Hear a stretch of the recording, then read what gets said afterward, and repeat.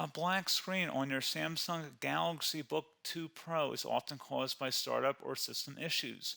We will repair Windows components, restore important files, and use recovery options to fix the problem.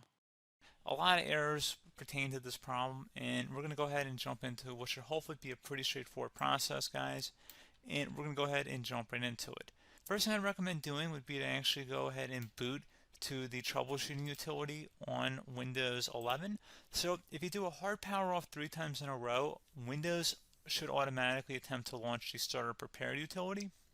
And if it doesn't find anything, it will give you the option to select advanced settings, in which case it will take you to a screen that looks like this. Now, if it does not take you to a screen that looks like this, or you're unable to get to that, you can also download the Windows 10 Media Creation Utility, or Windows 11. They probably will make a creation utility for Windows 11 at some point. And it doesn't really matter, you can actually run the Windows 10 utility on Windows 11 as far as I'm aware. And you should be able to run the troubleshooting utilities built in within it. So you just would go ahead and download it to an ISO file and then burn it to a DVD or USB. It'd have to be about 4 gigabytes or more. It couldn't be a small USB flash drive, and it couldn't be a CD. It'd have to be a DVD. And then you'd boot your computer from it. So depending on the computer manufacturer, you'd have to tap a different key on your keyboard in order to launch that menu, in order to select what boot drive you want to go off of. So it could be anything between the escape key, F2, F8, F12, for example, and those are the function keys on the top of your keyboard. So you may have to just do a little bit of trial and error. Shouldn't take you more than a couple minutes. Googling it would probably be best before you even begin. But anyway, we're ready to go ahead and jump right into it. So we're on the choose an option page. So these will look very similar whether you're booting from it directly within Windows itself, or if you're plugged in a USB flash drive with the media creation utility installed and you selected the recovery option. So when you are setting up your Windows 11 installation or Windows 10, depending on the drive you're using, there should be an option to repair your computer in the bottom left corner of the dialog window, one of the first screens that comes up. You go ahead and select that, and then it would take you to a troubleshooting screen like you see here. And you want to go ahead and select troubleshoot, reset your PC, or see advanced options. And then there are going to be a whole bunch of options in here that we're going to explore in today's video. The first one, we're going to actually go underneath advanced options and then select startup repair, fix problems that keep Windows from loading. So go ahead and select that first.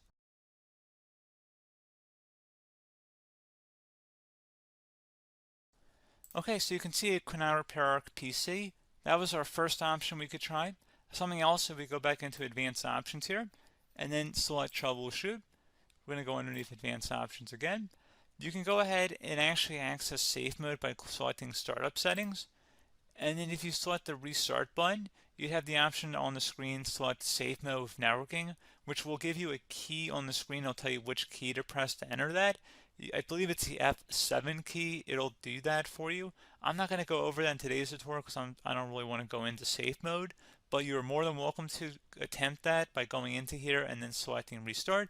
Again, it'll launch another screen. It'll say what key do you want to press, and it'll give you like 7 or 8 different options, and you want to select safe mode with networking. There's also an option for a command prompt too, but that's going to be something we're going to cover later in this video, and we don't even have to go through that in order to access it. So that's why I'm not going to really push for that, because unless you know exactly what's causing the problem, you probably don't need to go into safe mode. Unless you're trying to recover files, in which case then you definitely can go into safe mode, but we're trying to actually recover our computer here. So I hope that makes sense. Something else we can also try here as well would be to uninstall updates, remove recently installed quality or feature updates from Windows. So if you go ahead and select that, you can uninstall the latest quality updates, which generally is the more day-to-day updates. Feature updates are the less regularly released ones, like the big ones. I would equate it to service packs in like Windows 7 and Windows Vista and Windows XP. So larger updates that occur once or twice a year at most. And the quality updates are more just a regular update. So probably obviously depend, it'll take longer if you're going to try and uninstall the latest feature update versus quality update. And maybe you don't need to go back that far. So just giving you guys a couple of pointers with that. Something else you can also look at here, and we're going to jump into the command prompt in a little bit, but you can select System Restore, which will use a restore point recorded on your PC to restore Windows. And this is something I would highly recommend here, guys. So select Next. Assuming you have a restore point saved on your computer, you go ahead and select the most recently created one, and you'll select next, and then you'll select the drive. You shouldn't actually have to select the drive. You can scan for affected programs, but we're going to keep it all default here, and then we're going to select finish. So once started, system restore cannot be interrupted. Do you want to continue? I think we're going to select yes. I don't think we have anything better to do on our computer right now, so just give it a moment here to initialize. It will take a couple minutes to run, obviously depending on how large your hard drive is and how much is saved on the system restore point. So just give it a couple minutes here.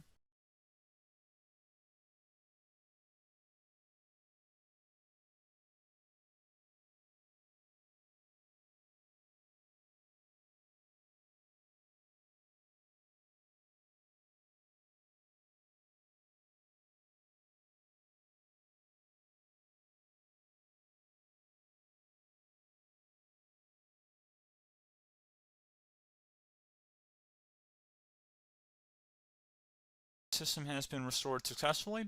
We're going to go over a couple different methods in addition to that if that did not work. So I'm just going to pause the video and we're going to start back on the recovery screen that we started with. Okay, so a couple other things we can try here too. If you go back into Troubleshoot, you can select Reset Your PC while you choose to keep or remove your personal files and then reinstalls Windows. You can select to keep my files, which will remove apps and settings but keeps your personal files. You can also select Remove Everything, which will remove all of your personal files, apps, and settings. So this is more of a factory reset, the second option here. First option, it should not delete all of your personal files. However, it will pretty much clear most of your programs, and keep in mind, there's no guarantee that your information, number one, is even still available and easily recoverable on your computer to the point that you actually would be able to recover anything. And the second point is that there's always a chance that it won't actually recover and it will just do a factory reset anyway. So there's no guarantee that actually would keep your files anyway. So I would recommend trying to get a recovery tool and backing that up first before selecting it anyway. But again, those are a couple different options. And then something else you can try here if you go back to the choose an option. Another option, if you go underneath choose an option and select troubleshoot, advanced options, and now select where it says command prompt. Okay, so the first thing we should do is type our main hard drive here. In most cases, it should be the C drive. So you just do a C colon and then hit enter on your keyboard. So once you're underneath the C drive, we're going to type in dir and then hit enter on your keyboard. It should have program files, users, and Windows all in there. That's how you know you're in the right directory.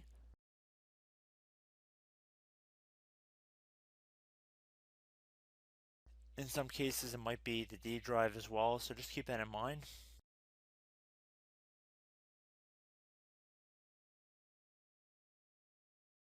Next thing we're going to do is type in cd space / Windows / system32 / config, and then you're going to hit enter on your keyboard.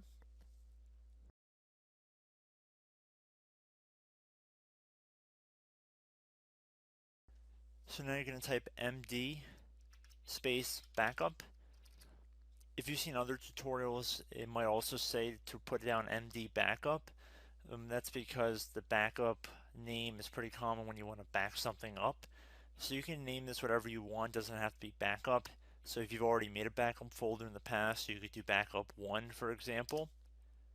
So once you're done setting the name you want the backup to be called, hit enter on your keyboard again.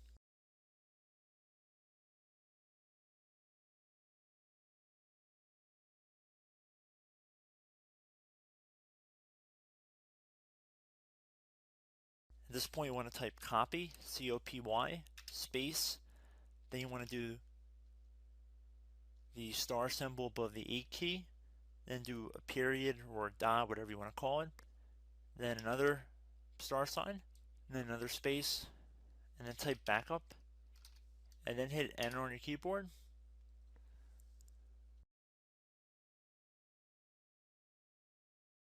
Now you want to type cd reg back, REGBACK,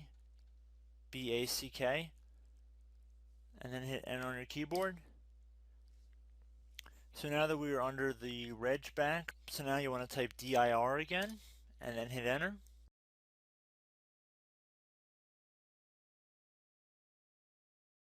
So now at this point we're going to type copy again. So copy, space, star sign, dot, another star sign, space, and then 2 dots. So we're going to type copy, space, star sign, dot, sign, star sign, dot, dot, and then hit enter on your keyboard again. So for overwrite, you want to overwrite all. So type A on your keyboard, so capital A, and then hit enter on your keyboard.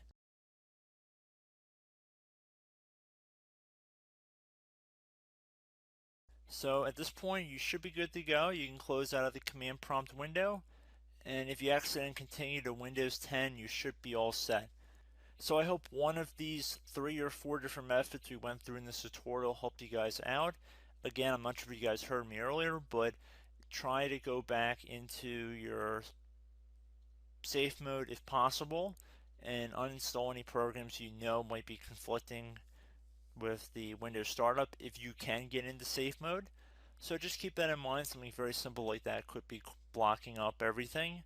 So again, I hope this tutorial helped you guys out, and I will catch you in the next tutorial. Goodbye.